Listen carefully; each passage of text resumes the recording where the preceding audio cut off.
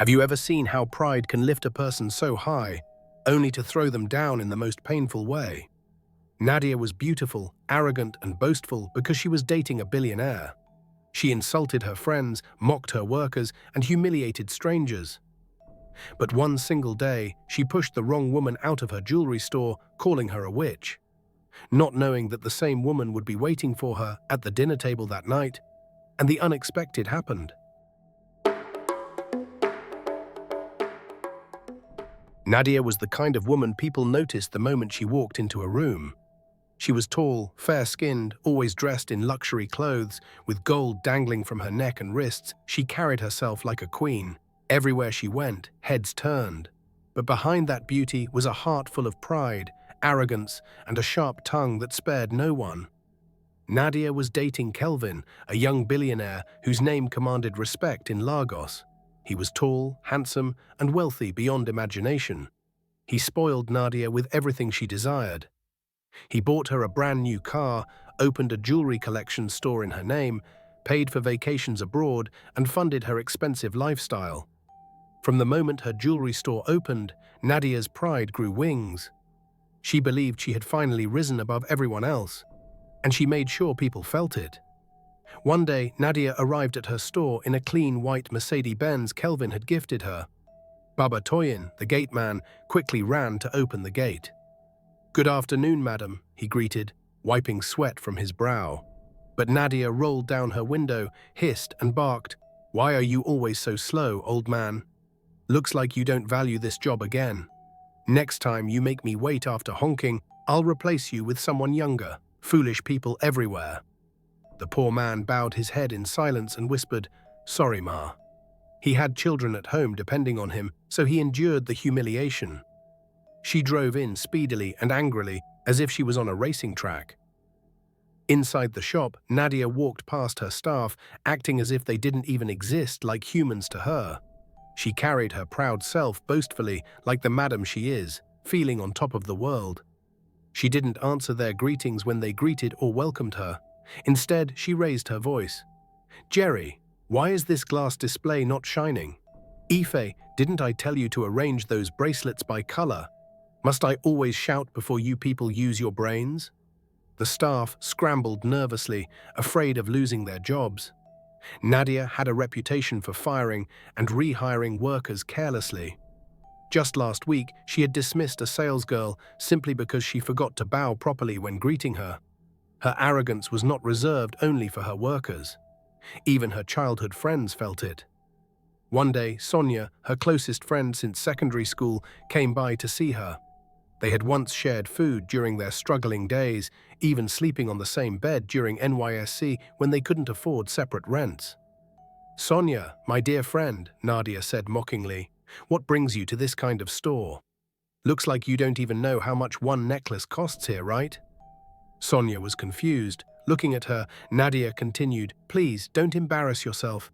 You can't afford anything here, even if you sell your whole family properties combined." Sonia's eyes widened in disbelief. "Nadia, it's me. Your friend. Why are you talking like this?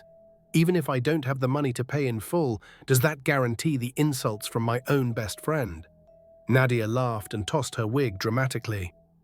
"Please, shift. You can't understand this life. People like you belong in Belogan Market, not here. Kelvin has lifted me far above. Life has levels, babe. Or are you blind to not see the difference between us now? Look at me," she turned dramatically. "I'm dripping in diamonds. Look at you, still struggling. We are not the same anymore, so I can talk to you anyhow I like." Sonia's lips trembled, but she managed to whisper, "Nadia, is this truly you?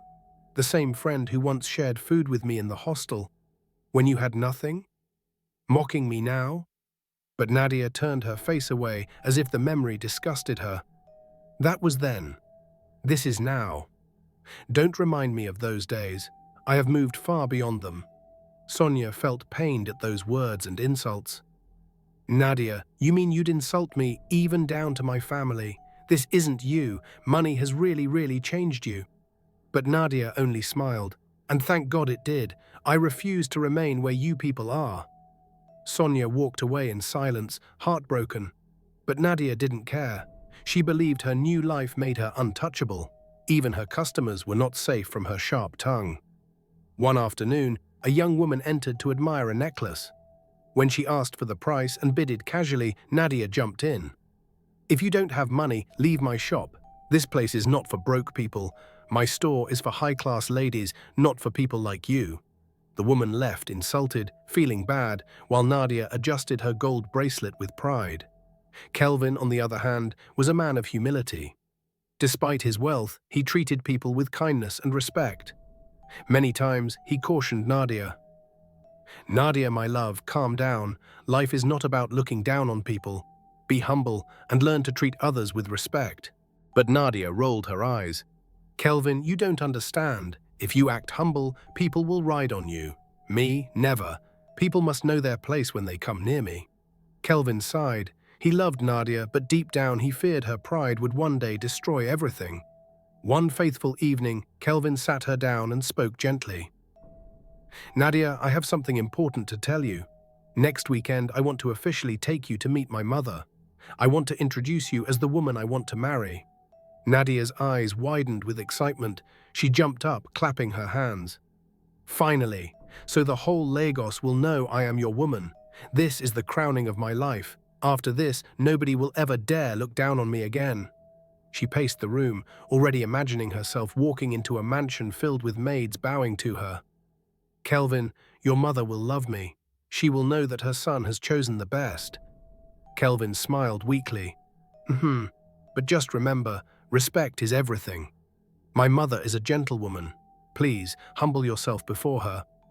Nadia waved her hand dismissively. "Leave that matter. I know how to behave. Don't worry." But inside her heart, Nadia had no intention of changing.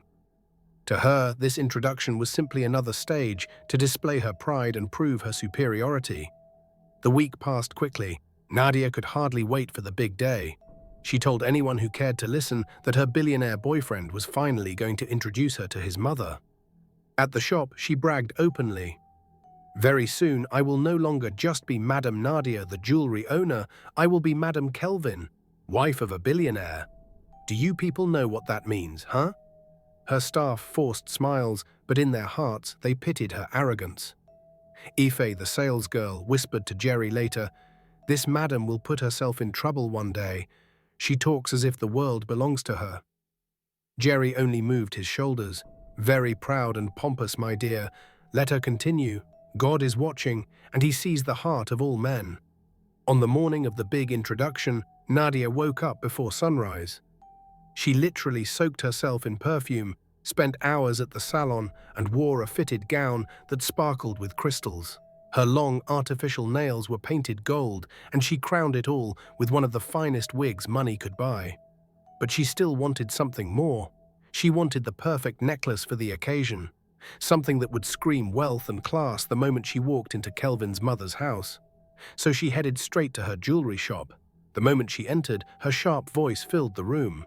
"Why is this place looking dull? Jerry, clean those glasses properly. F.A., bring out all the diamond sets now. I don't have time for nonsense today." Her staff scattered like frightened birds, rushing to obey. While Nadia was moving around, the bell above the shop door rang. An elderly woman stepped in, wearing a neat iro and buba and tying a simple head tie. She looked elegant, her face old and wrinkled, but she was smiling kindly. "Good morning," the woman greeted warmly. Ife approached her politely. "Good morning, Ma. How can I help you?" The woman smiled. "My dear, I'm looking for something special. I want to buy a gift for an important dinner tonight." "Of course, Ma," Ife said, leading her to the glass displays. "We have many lovely pieces you will like." The woman's eyes lit up as she admired a necklace. She touched it gently and whispered, "This would be perfect." But before she could even finish, Nadia's heels clicked loudly across the floor as she came over. "What is going on here?" she barked. "Who allowed this woman to touch that necklace?" Ife froze. "Madame, she just wanted to—" The poor girl wanted to explain. "Shut up!" Nadia shouted, looking angrily at the elderly woman.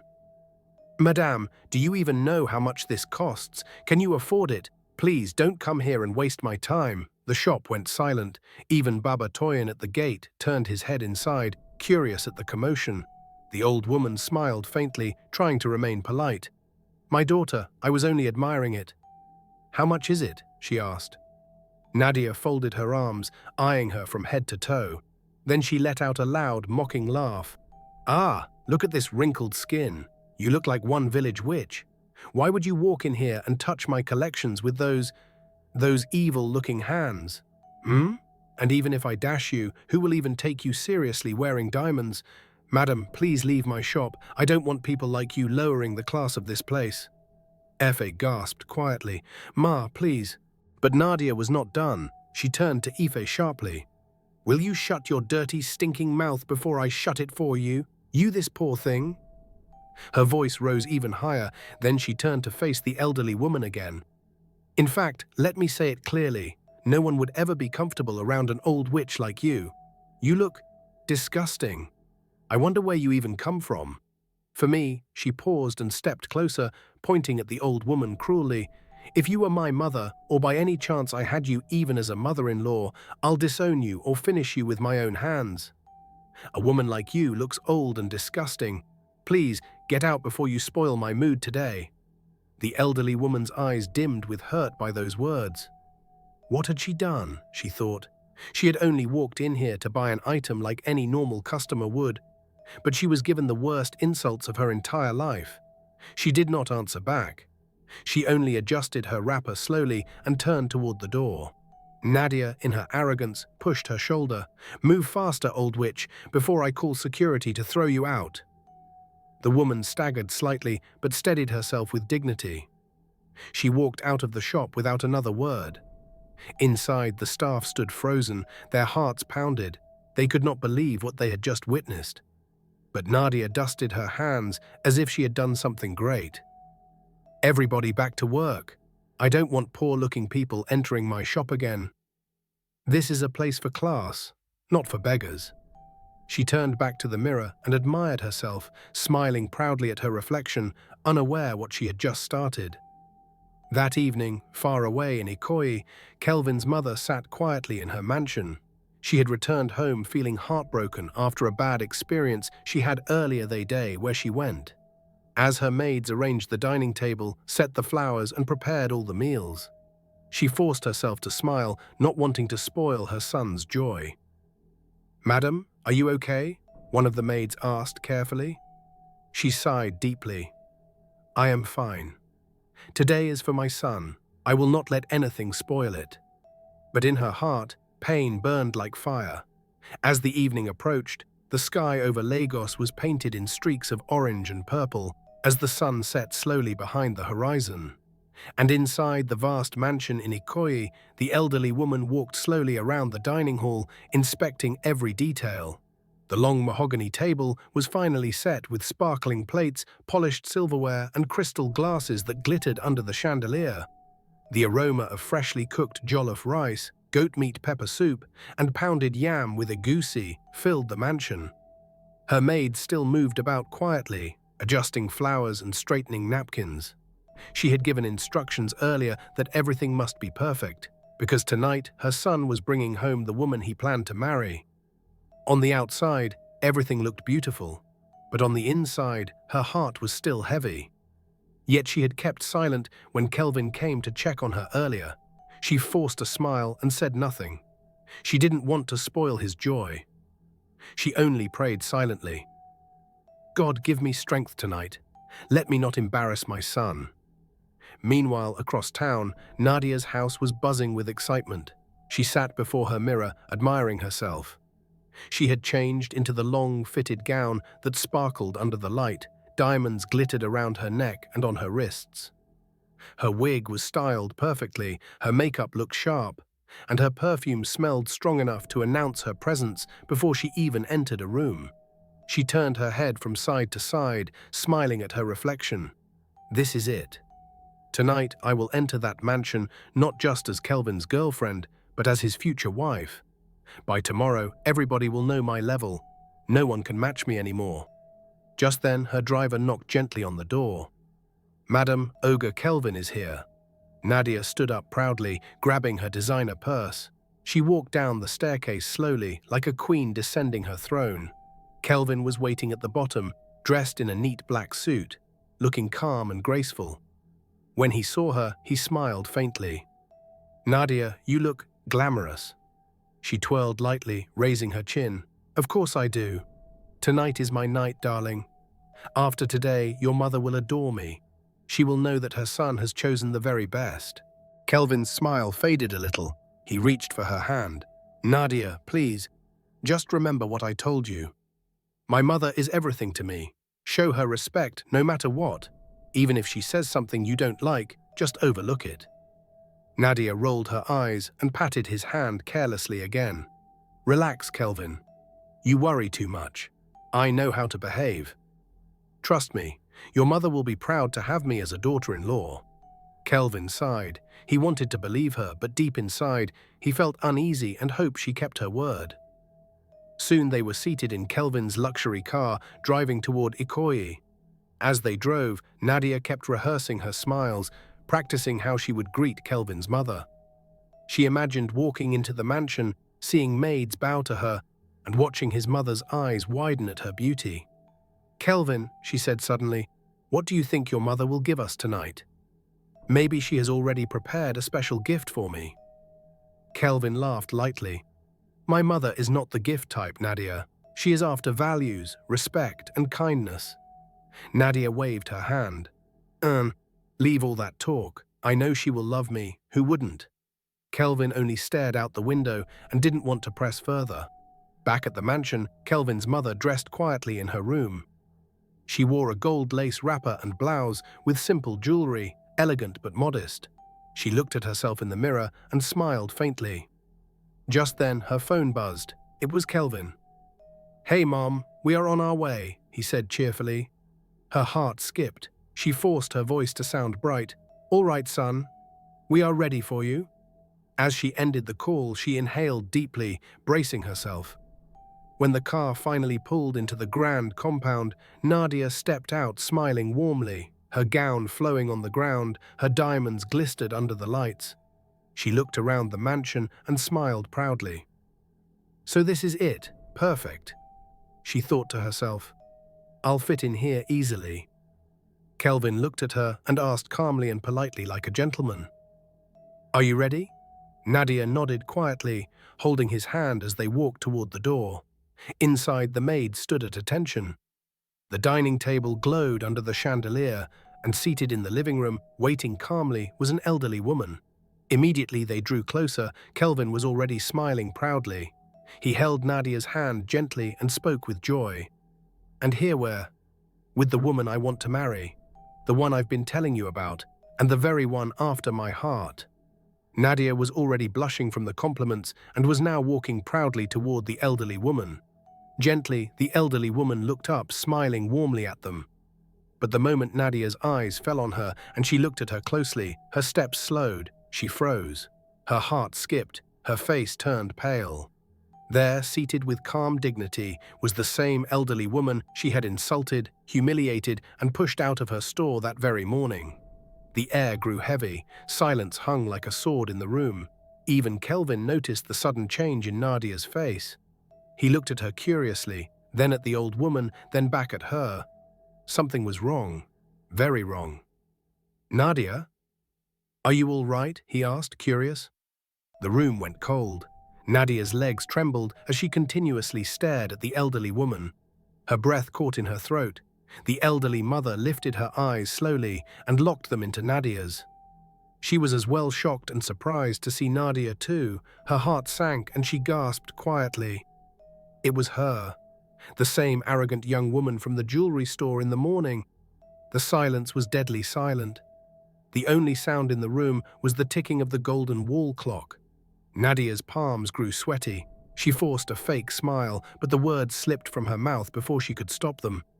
"What is this old witch doing here?"